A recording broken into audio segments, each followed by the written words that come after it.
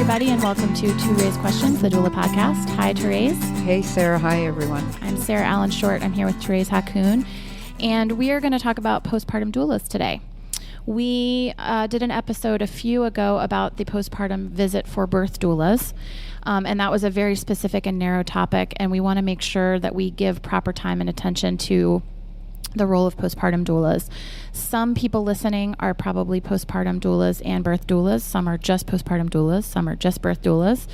And for those who haven't worked with postpartum doulas or who want to learn more about what postpartum doulas do, I feel like I've said postpartum doulas 1,000 times.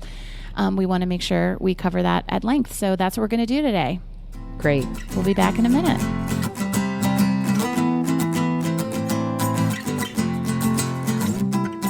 So today we have invited Erica, a postpartum doula in Richmond, Virginia, to join us today to talk to us about what she does and the role of the postpartum doula. Welcome, Erica.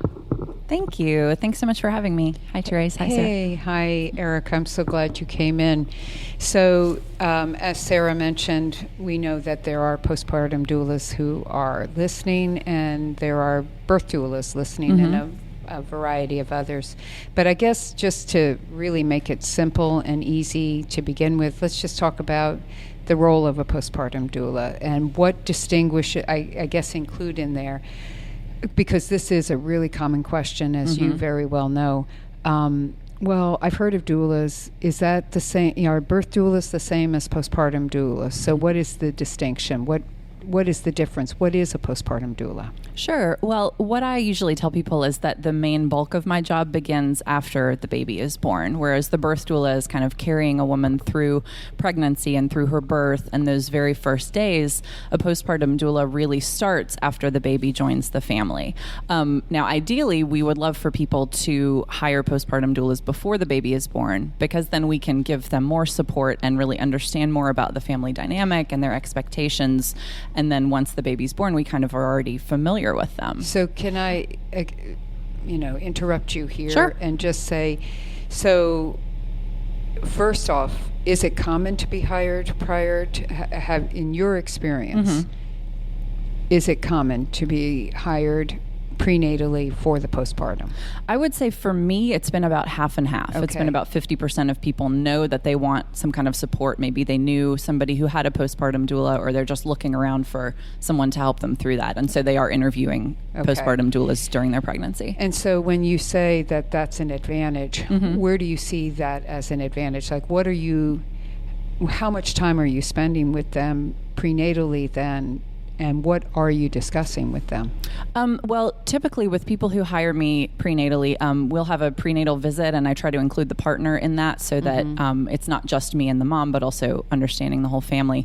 And that'll be 1 to 2 hours. We'll talk a lot about things like postpartum mood disorders, whether she feels like she might be at risk for that. We'll talk about any previous pregnancies, any previous children she may have had, what her expectations are, what her goals are for feeding, how much she knows about things like newborn sleep and things like that. And I give everybody a packet of handouts that I find really important, things like getting breastfeeding started in a really healthy way, even a handout about stomach size at the beginning, so that people know that at the beginning their baby's stomach is the size of a cherry, and they don't feel like they need to supplement because the colostrum they're making is perfect. Right. Things like that I want people to know from the very beginning. Sometimes women do get into a crisis, and 2 or 3 weeks in, they have had the baby. Maybe their partner's gone back to work, their mother may have left, and they're still facing this very difficult time, and that's when they realize they need help. Right. And we are absolutely happy to come in at that point. But unfortunately, a lot of people have kind of already gotten off to a rocky start, where I feel like if they had had that support from the beginning, then there might have been some obstacles that wouldn't have come in. Do you find that those people, or I guess either those people or overall, are people who are hiring you, do they already have a birth doula as well, or is it a mixed bag of people? Sometimes they do. A lot of times it's women who just didn't really think about birth doulas, or who may have felt like they had enough support because they had a midwife and they had, they felt like they had a care team they could trust.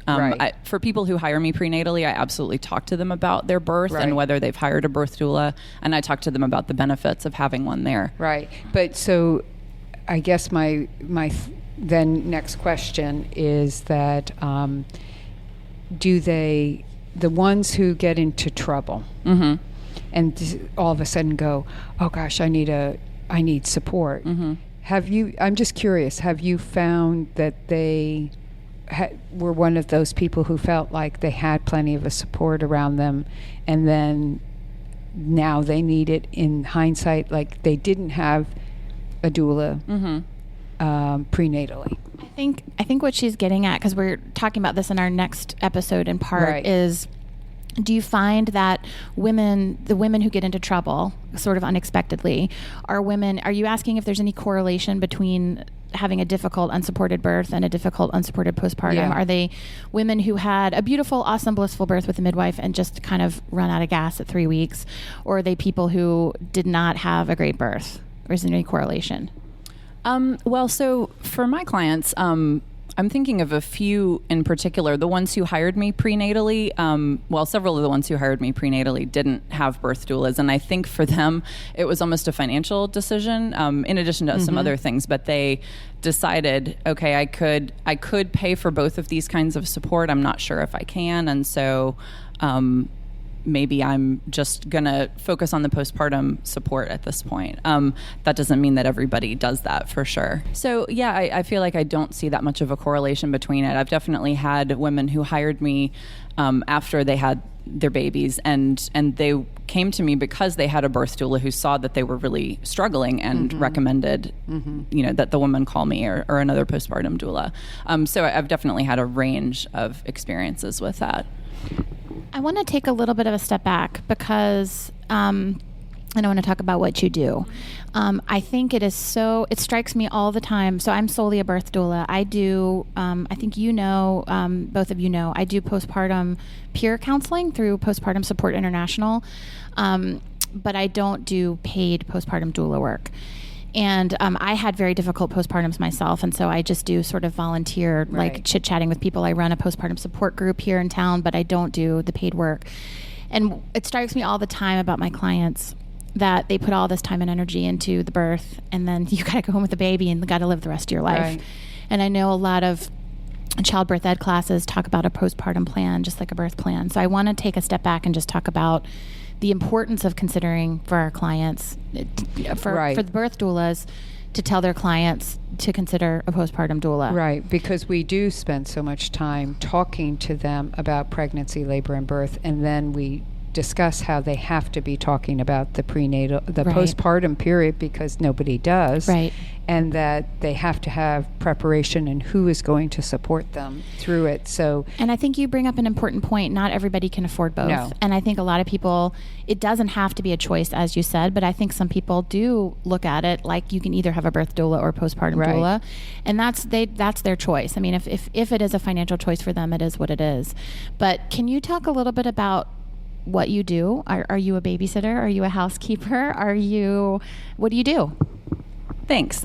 Yeah, that is a really important question. So what I like to tell people I do is I support a new family who has just had a baby. That means I'm not there to take care of the baby for them. And I'm not there to just talk to the mother about how she's doing. I'm really there to buoy up everybody, because that family is going to have a relationship long after I'm gone. And I want to make sure that they are really starting things off on the right foot.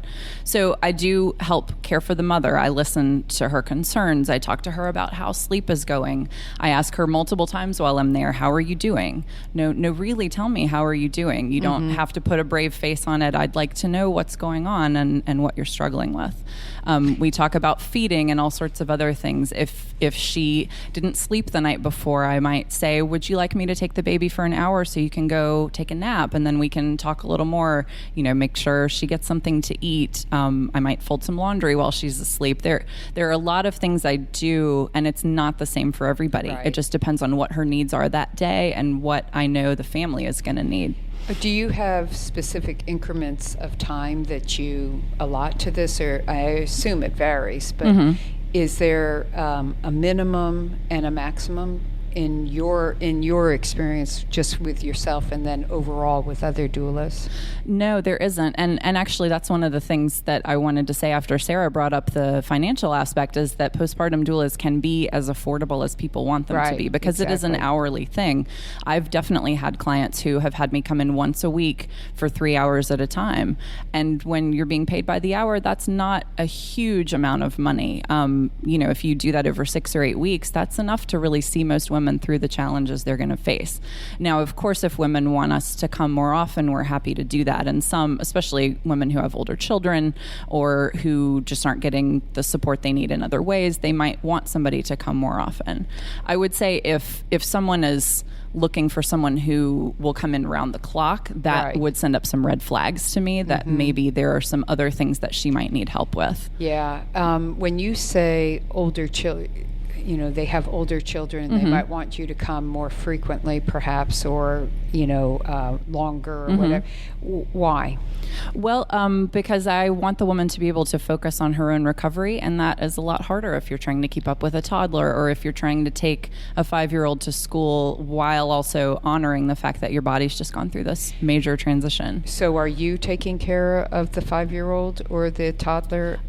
In the home, yeah. I mean, I don't drive children other places, and I don't watch them while their parents are gone. So it's definitely like, if the child is home at the same time, I'm trying to juggle the needs of everybody there. Right. So I might be wearing the baby and making a snack for the toddler while mom is taking a bath or something like that. Gotcha. And trying to make sure that mom has time for her older child too, because that is tough, and that's a relationship that still needs nurturing as well. Right. Well, and I'm sure that is a place where a postpartum doula could be really helpful, because I know that so many women struggle with, how am I going to, I feel like all I do is push my other child away. Yeah. and so if there's somebody else there who can hold on to the baby for that period of time, so they can spend time reading or playing or just talking with that child, I would see that beneficial. So Erica, what kind of training do you get as to become a postpartum doula? What kind of training, and what are the expectations around, and what are your your scope of practice in actuality? Like, where are the limitations and so forth? Well, I'll start with training first. I chose to pursue certification through DONA, Doulas of North America. There are several organizations that do similar certification processes. So what I did... do you want to mention those names, since you mentioned one already? Okay. Well, Kappa does, and then there are some other smaller organizations that do. I'm not as familiar with other organizations' training processes, so I wouldn't want to speak to that. No, I just said the names. Sure. Yeah. So what I did with mine was, we had a training workshop that we attended that was 3 days. It was a 27-hour workshop. We had a lot of reading to do, both before and after. There were books from about 10 categories that we needed to read. Everything from books about breastfeeding to books about how to support dads and partners, things about the mother's changing body, postpartum mood disorders. There's a wide range of reading that we have to be comfortable with. And then we are expected to work with at least 3 clients for a minimum of 8 hours, but for most people it ends up being much longer than that. And then we have the client and her partner write evaluations, and then we write our own reflective essay about each experience, just what we learned, what things were like when we started working with them, how old the baby was when we stopped working with them, what we felt were some challenges, what were some things that we did well. So it's a very reflective process. We also write a short essay. We get a healthcare professional to interview us and write a recommendation. So it can be anyone who works with parents who are in the childbearing years, anybody from a pediatrician to a midwife. I actually talked to a NICU nurse because I thought that would be a really helpful person to make a connection with. So she listened to, what I did as a postpartum doula, and she found it really helpful to learn about that. That's great. Yeah. That's good. That is good, because then she becomes also an informed resource. Absolutely. Potential. So, scope of practice. So we are there to nurture families. We're there to help educate about things that they want to know about, providing evidence-based care, things that they might need answers about. We cannot give medical advice, and we can't do medical things like dispense medication or take a baby's temperature. Not strictly outside the scope of practice, but things that postpartum doulas don't do are things like heavy housework. We are not allowed, as I mentioned before, we're not allowed to take care of the children while the parents are gone. We can care for them, in the home while parents are there, while mom is taking a bath, for example, or something like that. It seems like that would be an easy line to blur. So, and I wonder if that happens. So if a mom is like, hey, I just need to run out to the drugstore and pick something up, can you just hang with the kids? Is that, or asking you to do heavy housework, how do you... Yeah, do you define that? Come up, and how do you define the boundaries? Well, the way that I define it is by having a contract, and I think most postpartum doulas do. Some people don't necessarily feel comfortable with a contract, but I think it's a really important thing to set out expectations and boundaries. And so, it's professionalism. Absolutely. And so I do have things on there about what I do, the kind of support that I offer, referring people to resources when something's outside my scope. And then I also have a list of things I don't do, like heavy housework, watching the children when you're gone, things that postpartum doulas just really shouldn't do. I know that because our focus is specifically for birth doulas, one of the things that people will say is they really don't know what a birth doula is. They don't know what they do, and then their limited understanding sometimes is that she'll be there to do all the talking for them and block, be the barrier against be the barrier. Yeah. And do everything, and that what she does is just positions. I mean, that's what they think of.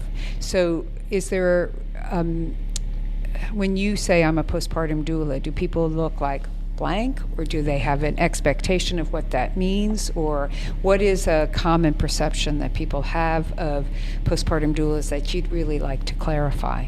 Well, usually people have no idea that it even exists. So I sort of joke with people that half of my job is explaining to other people what I do. Right, I understand. Yeah, I think it's the position that birth doulas were in 5 or 10 years ago, where it just wasn't even a term that people understood. They didn't have a conception of what it was. But I do feel like once I kind of explain it and just give my sort of 30-second elevator speech, so many people say, wow, I really wish I had known about you. Like, where were you when I had my kids? It's a really, really common response. And I feel the same way. I wish I had known about this when I had my first. So what is your 30-second elevator speech? Well, it's basically what I already said. So I support new families in the transition after having a baby or more than one baby. I make sure that the mother is taking care of herself. I help the family with questions they might have about infant care. I make sure the partner is feeling supported. Any older children or any other adults in the home, I make sure to bring them into their role. And I make sure that things around the house are getting done that are difficult to do, like preparing meals and folding laundry and all these other little tasks that can make people feel really overwhelmed. So I'm listening now. Instead of being ToRAISE here, I'm somebody else. So does that mean you'll help take care of my kids and kind of like help me as a nanny? Like, are you like a nanny? Well, ideally, a postpartum doula is trying to work herself out of a job from the moment she comes into someone's home. That's good. And so we are never there to take the place of the parents. We're always there to make sure that they are stepping into their role as the mother's recovering and building up her confidence. We're there to kind of step back and see where she is with things and help her gradually step more into the roles that may have seemed really daunting at the beginning. Yeah, I think that's great, because the other thing that, you're right, there is much more of an awareness of who birth doulas are now, but it's still such a blank slate for a lot of people.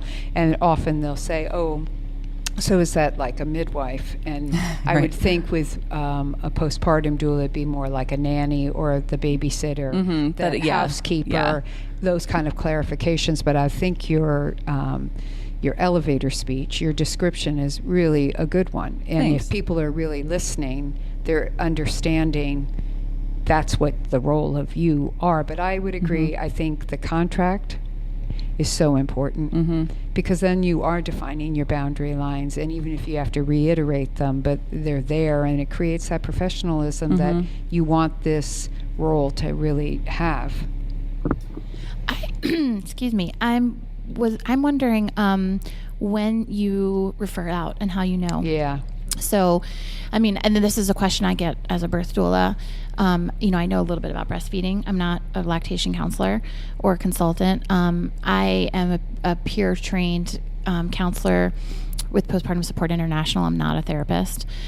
So what kinds of things do you most frequently refer out for, and how do you decide when someone needs more than you can do?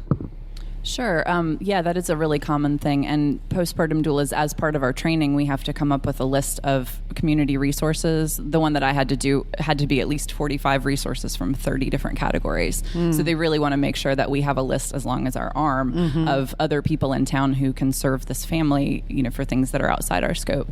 I would say the most common things for me to refer people to are counselors who have experience with postpartum mood disorders and lactation specialists. I would imagine. So I really look for high quality professionals in both of those fields to know that I can send a client to them and really trust. Now, whether a client actually takes me up on that recommendation is up to her, and sometimes they don't.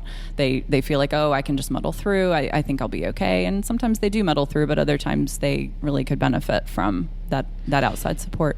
Well, so how do you know, though, Erica? I mean, do you have a sense like when somebody, I can understand breastfeeding being a little bit more clear, and maybe it's all very clear. That's what I want to hear your perspective. But with the postpartum depression, I mean, we all believe there's an adjustment that takes place, and that it can be really difficult, which is why your role can be so beneficial. But when do you what are your warning signs that it's crossing into or already has, where this person into a more, it's not just an adjustment, it really is depression, and I need to refer this person? Well, the nice thing about my job is that I don't have to diagnose and I don't have to make that call. So what I do is I look at each client and I think, is this harder for her than for most people? And sometimes I'll even ask her, because a lot of times women will have a sense like, this is a lot harder than I thought. This is harder than even people I know who struggled said it would be. It feels wrong. If they have really clear feelings about the fact that it's very difficult for them, and if I realize that they're harboring a lot of anxiety or just really struggling with even getting up and spending time with their baby, then, obviously that's a red flag. But I also think that most people could benefit from talking to a counselor a few times, whether or not they have a diagnosis. So anytime I feel like a woman is really struggling, I do suggest that. And I say, you might want to call this person. I think 1 or 2 conversations with this counselor might really help you. And it's not something that I am trained to deal with. And I would love to see you get that support. I think that's good. And what about the partner's role in what is your relationship with the partner? I know you said if you have the opportunity to meet them prenatally, you do. But how much interaction and I guess that varies, but how much interaction and how involved would you get them in the support as well, postpartum? And are you supporting them if they need the support? And I think I know the answers to some of these questions, but just to clarify them. And do they play a role if the woman is experiencing possible signs of postpartum depression? I love when I get to work with partners, and as you alluded to, it does vary, especially if the partner has to go back to work after a week or two. I may not spend very much time with that person, so I do like to get to know them prenatally. I think a lot of what I talk to moms about is how things are going in the home. And so it helps me to understand where her partner is coming from with things like, how do we navigate nighttime parenting?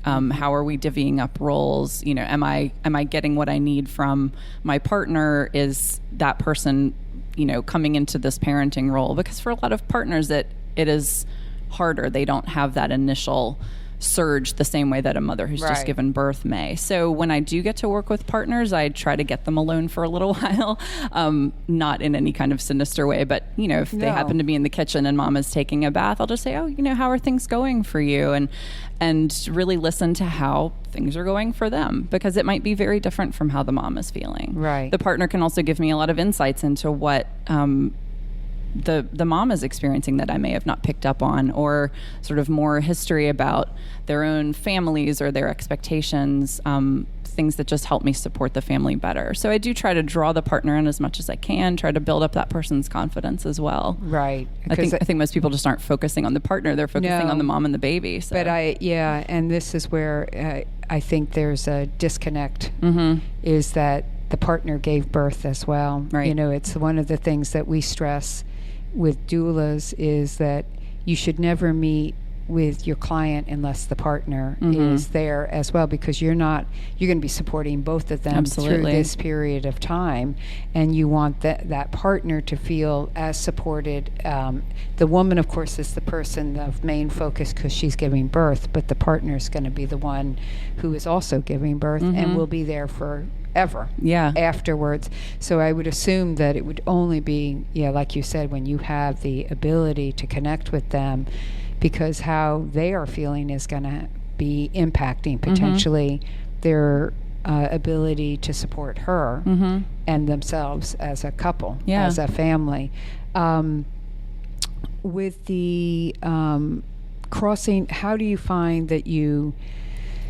So say a couple does have a birth doula, and but they've hired also the postpartum doula. They're really thinking this whole thing through and realize, I love them already. Yeah, well, and you know this. The reason our jobs exist, period, is because we don't live in a culture any longer that really has the tribe around, the family-centered way of doing things, or the neighborhood way of doing things either.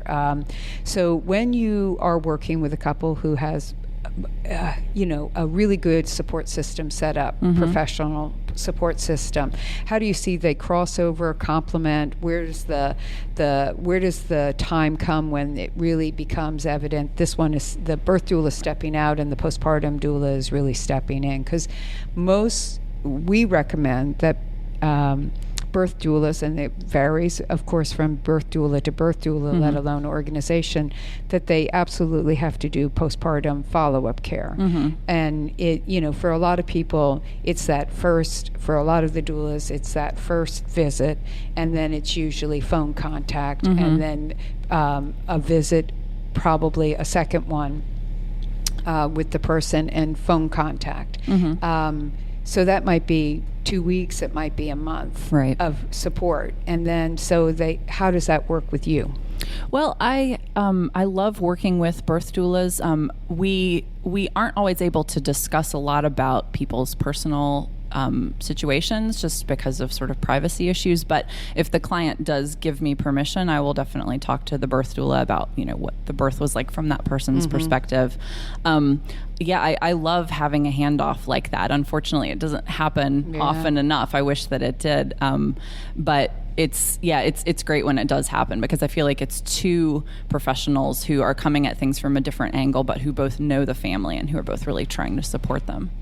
I feel like the roles are so different. It seems like I'm not saying they're not. It's a real crossing over. There could be such a great handover, because the birth doula's postpartum visit is going to be talking and a little bit of breastfeeding support maybe. I mean, we did a whole episode on the birth doula's postpartum visit, but they're not doing this practical, like helping you live your life with a new family. They're just not doing that. No, they're moving on to the next birth client. I'm interested in knowing, I think if it were up to us, insurance would cover birth doulas and postpartum doulas, everything. Everybody could have access to a doula that wanted one.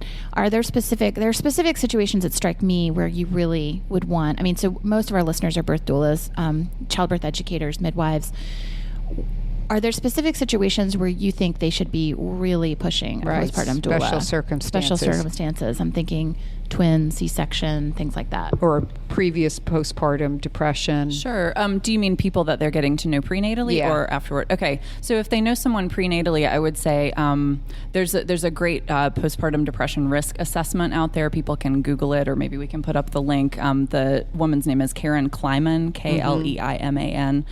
She has a postpartum depression risk assessment for people to take during pregnancy. And it's not diagnostic. It's just like, these are some things that might make it harder for you postpartum. So think about those. And it can be things like, have you lost previous pregnancies or previous children? Did you want this pregnancy? What's your family history of depression like? A lot of things that sort of get a woman to think about her expectations of what the postpartum period will be like. I would say if a birth doula feels like she has a client who's going to have a hard time with the reality of having a newborn, either she is trying to get a baby to fit into a life that's already there without thinking about the baby's needs, but maybe she is talking like she wants to, but the birth doula just sees that it's going to be tough. I think that would be a good time. Like the client I had who said she was going to start a business in her maternity leave and repaint her house and do all that stuff. That's a warning sign that maybe she's not totally realistic about what life with baby is. Absolutely. Yeah. And I find that a lot of times women who have had miscarriages or who have gone through a lot to get this pregnancy, like IVF or something like that, I find that those women sometimes have a difficult time postpartum because there's this expectation, I went through all of this to get this baby, I should only feel joy. And also I think that they spend a lot of time preparing their body to have to get the baby. Yeah. Their whole focus is really that pregnancy and that birth. They're not even considering the postpartum at all. It could be. And also just the fact that when things get difficult, they seem to have more cognitive dissonance about, I'm only supposed to feel happy about this. This feels hard, so I must be a bad mom if this is how I feel. I betcha. Yeah. So talking to women about how you can feel more than one thing at once is really important to me. That's something my trainer told me that I carry with me all the time. You can have more than one feeling at the same time. Well, don't we have that in life anyway? Yes. I mean, and it's just then accentuated during our postpartum period because of all the hormonal changes. When do you talk to them about that hormonal changes are part of this, and when, because people hear that, but they don't really, do you give them specifics about certain days there's an up and a lowering of certain hormones? I mean, do you go into detail like that so it even makes it more like that evidence-based information? Well, I do talk to people about how when their milk comes in, there's usually some kind of hormone surge with that. There's typically a hormone crash around 3 weeks, which unfortunately is when a lot of people have support that's drying up. Exactly. So that is a really tough time. But also, like you said, a lot of people sort of say, oh, it's the hormones. And I'll tell them, well, these are also your feelings, but the hormones might be kind of exacerbating that. So it's important to not only blame the hormones, but also not to just say, well, I'm having a tough time. It's a really tough thing. My husband, as I've mentioned, I had really tough postpartums, and my husband will tell other dads, just because she has postpartum depression doesn't mean what she's complaining about isn't real. Like or just because she has postpartum hormones doesn't mean it's all just pretend and in her mind. It's as you said, an exaggeration, an exacerbation of something that's real. Yeah, it's there. Absolutely. So what do you see as the biggest barrier to getting the word out there that postpartum doulas exist? I think I try not to think of it in terms of barriers. I try to think of it as the job that we have is to keep encouraging people to seek out support. And one of the things I tell people who are considering interviewing me, or just anybody I know who's pregnant, is I want you to feel supported, whether or not that comes from me. But I'll talk to them about the ways that a postpartum doula can support them that are different from family, and that are different from friends in town who've just had a baby, that are different from how a midwife might support them. I think all of those kinds of support are really great, but it's also nice to have somebody sort of objective that I think that's it, Erica. Right. Somebody who's not going to take it personally if you make a different decision about breastfeeding than she did, and which can happen with a lot of family members or friends. Absolutely. Yeah, I think the role of a birth doula and a postpartum doula are so similar. Absolutely. As far as that objectivity, that informed professional who can give input as far as options and choices and the evidence-based, but who has an emotional attachment in the sense that we care. Yeah. But we don't love that person, and we don't have a history that may have baggage that goes along with it. Right. You have a question, Sarah? Yeah, I did. I wonder, I think about I'm listening to you and this sounds so wonderful. I mean, I want every woman to have a postpartum doula, because I think a lot of people have their mothers do this, and we all know our mothers push our buttons in ways that hopefully a postpartum doula doesn't. But I'm wondering, I feel like with my first baby, I was stubborn and I would have said, I shouldn't need this. My mom didn't have a postpartum doula. My friends didn't have a postpartum doula. Sort of like people think with birth doulas, I don't need it for the first one. Right. I should be able to do this. Women have been having babies for 1,000 years, and I should be able to do this. And I think I would have just been stubborn and felt like it was a sign of weakness that I needed help. And I ask that because I think that you might have some language. So as a birth doula, if I'm talking to someone and I hear that, what would you like me to say? That to encourage them? I mean, I know what I would say, but I'm interested in what you would say to encourage someone that accepting help postpartum is not diminished womanhood. It is not a sign of weakness, all that stuff. Well, one of the things that I talk to people about, which ToRAISE you definitely alluded to before, is that sort of loss of the tribe. The fact that women used to have babies surrounded by their families, and by the time they had a baby, they had already spent time with a lot of other babies. Right. They knew about breastfeeding because they had seen it. And so, certainly in more traditional cultures or much longer ago in this country, that was the case. And that's why those women didn't have postpartum doulas. But I think in the last couple of generations, a lot has really been lost. Both the knowledge of breastfeeding, the knowledge of what is normal for babies versus what quote unquote experts tell us we should be doing to get babies to fit into our lives. I think there have been a lot of parenting challenges in the last few decades that have come from things like that, from women not really being connected to what is normal infant behavior and how they can foster that relationship. Yeah. I was just going to say, as a birth doula, I was so surprised at how many of my clients will say to me, well, she doesn't cry if I'm holding her, but whenever I stop holding her, she cries. Or how can I get her to sleep through the night? In fact, I saw on our local message board, someone was looking for a postpartum doula to help their baby sleep through the night at, 2 weeks or whatever. So when you talk about normal infant, are you likely to say to that person, hey, guess what? 2-week-olds don't sleep through the night? Or, how do you handle that? Well, the main way that I tackle problems is first by asking questions. Yeah. So I'll say, what does sleep look like in your family right now? And how is that going for you? What is your expectation? What have you been told? What are you kind of carrying with you? What do you hope it will look like? And after I get the answers to some of those questions, then I'll say, okay, what can we do about some of those things? And I definitely talk to people about how sleeping through the night, if they're envisioning 10 or 12 hours of uninterrupted sleep, that is not normal. And I give them the reasons why, talking about their baby's stomach sizes and the fact that babies go into heavy sleep and then they come into light sleep. And every time they go through one of those cycles and come into light sleep, if anything is bothering them, they're going to wake up. Right. If they are cold, if they need comfort, if they are hungry, if they are wet. And so I try to help people understand as much as I can about newborn sleep and what that looks like and how it's different from adult sleep and how those wakings are actually really helpful biologically. It's so interesting listening to you two, because I think it's why your role is important, is you are normalizing what is normal, but we don't know that normal any longer.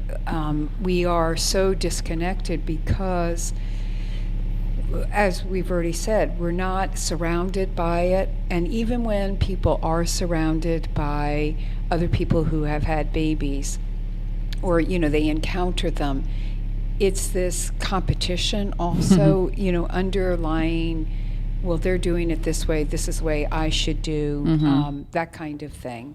and not trusting their own intuition. And so I think what you're saying is the first thing is you listen to them. And then I would assume you get the same questions that doulas get as well, which is, well, what do you think, Erica? What do you think I should do? I mean, I've been told, that if I really want the baby to sleep, I should let the baby cry it out, or I really should give the baby some formula before bedtime, at night, so their stomach will be fuller. I mean, how do you respond to those, what do you think, Erica, questions? It's interesting. What would you do, Erica? It's interesting because a lot of what we talked about in training that I actually found really helpful was talking about active listening. And that's when someone has a problem or a big challenge, you don't insert yourself into that. You listen to them. Perfect. And so as much as I can, I try to turn it around. But obviously it would be really rude if somebody said, well, what did you do when your baby couldn't sleep? And I said, let's talk about you instead. So if people do ask me point blank, like, what was it like for your kids? I try to tell them a little bit about what it was like, but also with the understanding that this might not be what it looks like for you, and what works for some people might not work for you. So let's talk about what you've tried and what I can do to help you get to where you'd like to be. And I actually do overnights sometimes. Some families hire a postpartum doula just to come in and do overnights. Other times, if I'm working with a family who I can tell is really struggling, I might offer to come do an overnight just to help them reset. But usually what that looks like is the mother's breastfeeding. And so every time the baby wakes up, I'm kind of doing triage and saying, okay, the baby's been asleep for 45 minutes. He's probably not hungry, so let me see if I can help get him back to sleep in another way. But then when I know that he's hungry, he's really cueing for hunger, then I will go kind of wake her up and, sit with her through a feeding, which is a really nice thing sometimes for her mom to have in the middle of the night, just somebody to talk to you about those things instead of just feeling like, I'm so tired, I wish I could go back to sleep, but I'm feeding my baby. Some of those conversations can be really lovely and a nice chance for me to get a better sense of how she's doing. So it is nice. Yeah, that's interesting because I think the active listening is something we discuss also in our trainings about the importance of leaving your ego outside the door and leaving you totally outside of the way we respond to questions. Matter of fact, I never thought of it. I don't think of it as rude. I think of it as being very professional, but very compassionate, which is when somebody asks that question, what would you do? My response is, it doesn't really matter. What can I do to help you make the best decision for you? Yeah. And when they ask about how was it for you, I just say, we're all different, so let's focus in on you right now. Because I think we live in, like I said, a culture that is constantly comparing and not helping the person trust their own intuition about what works best. And again, I think one of the roles, it's unfortunate. I feel like when you said you're really trying to put yourself out of a job from the moment you step into that place. Having this organization and having taught for 18 years, what I feel I've always said is, I long for the day, I believe what we're working towards is the day when we don't exist any longer. Like, it would just be normal that everybody supports, but why the need is so great for doula work, whether it be birth, postpartum, the combination is we don't have the human connection any longer. And that for you to sit with that woman in the middle of the night or during the day and is just nice. Yeah. It's just having someone, Sarah, listeners right now, Sarah's sitting here and she's knitting, and just having somebody we know in the room knitting during a birth can change how that woman's labor can transpire if she never even said a word. Just that nice, calm person in the room. So really, I would assume part of your role is just that somebody else is here. Yeah. I'm side by side with the parents as they're going through it, and I'm not doing it for them, but I'm helping make sure they have the tools to get through it. So I think we need to wrap up. Right. I want to reemphasize. I want to thank you so much for being here. Yes. And she can't say you're welcome because I stole her mic. We only have 2 mics. But I'll give it back in a minute. I want to reemphasize a couple of things I heard you say that I thought I really want to make sure everyone else heard, which is the active listening. If someone has a problem, ask questions instead of, that's for birth doulas too. It's so tempting when someone's like, it's totally about our training. I have this problem. Your human instinct is to say, okay, well, I know the solution to this problem because I'm experienced and this is my job. And so I know how you can fix this problem. And I love the idea of asking first, what is your perception of this problem? What is the scope of this problem? What is your understanding of this? Why it's a problem, blah, blah, blah. I love talking about all that first. I love your emphasis on working yourself out of a job, not doing it for them, teaching them to step into that role themselves, because only the richest people will be able to afford you for years and years and years and years. And they're going to have to do this themselves. It's an empowering thing. And to have someone guiding them through that is really wonderful. And there was one other thing that you said that I really loved, and now I can't remember what it is, but I'll think of it. Is there anything else that you want to add before we wrap up that you feel like, I want to encourage all the birth doulas listening to find, if you don't already know the postpartum doulas in your area, and connect with them, find someone you're comfortable recommending, make sure all of your clients know about postpartum doula care, as, and why it can be essential. Beneficial, that it doesn't mean, and correct me if I'm wrong, Erica, but a postpartum doula could come in a month after the baby is born, right? Absolutely. Because I think that's one of the, I always stress this, that one of the hardest times is 1 month, 3 months, 6 months, is that after everybody leaves, the reality kicks in. And there's a lot of fear for a lot of people, like, oh my God, how am I supposed to do this? And I think they need to learn how to do it on their own. But if they are really struggling, then they shouldn't have to struggle if they could have that access to, a postpartum doula. Well, and our time frame really is supposed to be the 4th trimester. Right. So somebody who's having trouble at 6 months absolutely needs support, because there are important things that are happening then, but that might not be the time to hire a postpartum doula, if that makes sense.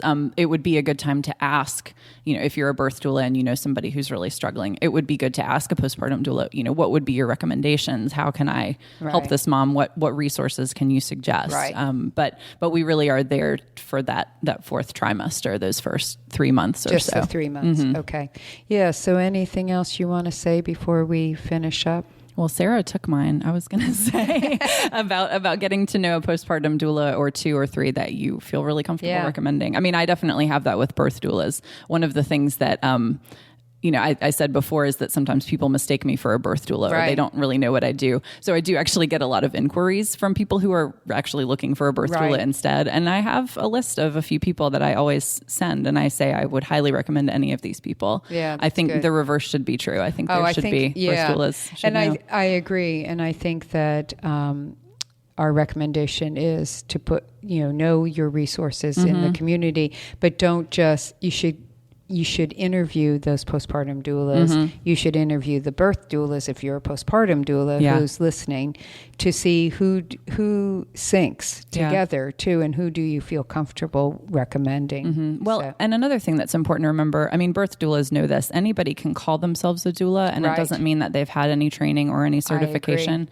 There are definitely people who call themselves postpartum doulas who haven't been through this training. Some of them offer excellent care. Others may not, and may have really different boundaries than what I've been talking about. So it's important to get to know what that process has been like for that person and what kind of care they offer. I agree. Yeah. I think that it's a common thing for birth doulas to just say, hey, I'm a birth doula, I'm certified, I'm trained birth doula, and I'm going to do postpartum care. And they may not have had the specific training. And you should go learn, so that if you haven't done a postpartum training and you're calling yourself a postpartum doula, you should make sure that you're up to speed on that stuff. I know we have to stop, but I did want to bring up one other thing, which is cost, because and this is something birth doulas hear all the time. Not everybody can afford one. It's a discussion we have all the time in our community about, do you volunteer? Do you do free? Do free? What is the fee?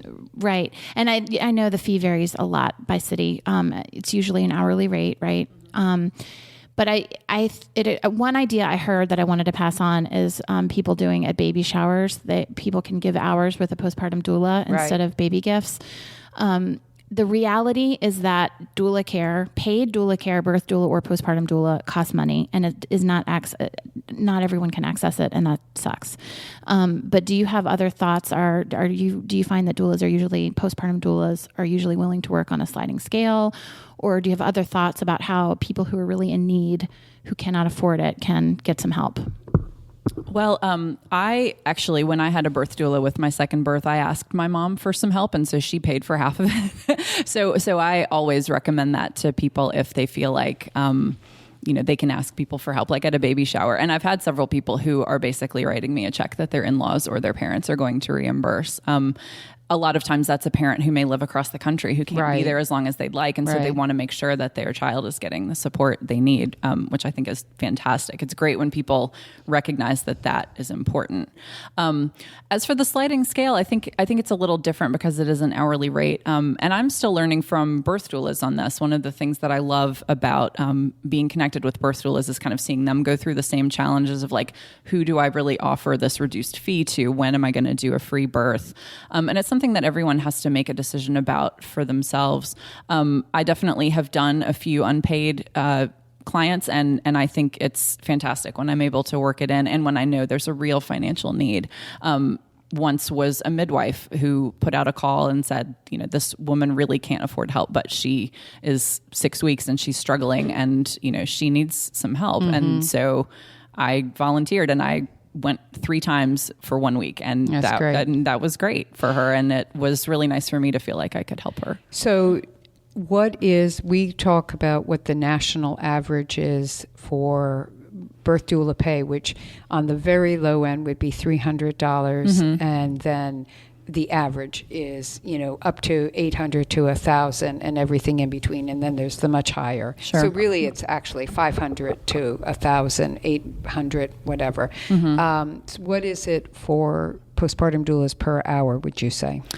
So comparable to the 500 to 1,000 range, I would say it's between 20 and 35 per hour. Okay. Doulas who are just starting out may charge a lot less at the beginning. For my first few clients, I charged $15 an hour, because it's hard to know exactly where to put that in. And of course it does vary by city, but yeah, it's usually somewhere around 20, 25, 30. And then the very, very experienced postpartum doulas do sometimes charge more. Okay. Well, that's good to know, because that's another thing that people don't have. Mm-hmm. They hear it costs something, but they really don't know what that means. Right. So that's good to know. Well, Erica, I really appreciate you coming in and being with us and making us aware of the importance of a postpartum doula. For all of the people who are listening, I hope that you'll do some further research, and this may inspire you that this is work that you want to do as well. And as I always say, the more birth doulas there are, the more of us will be needed. The more postpartum doulas there are, the more will be needed, because it creates that awareness. Absolutely. The market is not saturated anywhere. Gosh, no. If we're doing 4 million births a year in this country, that there are hardly any to cover this whole pregnancy year of people to support. So thanks for being here. Well, thank you all. It's been a lovely opportunity. Okay. Thanks everybody for listening, and join us next week. Have a great week. Bye.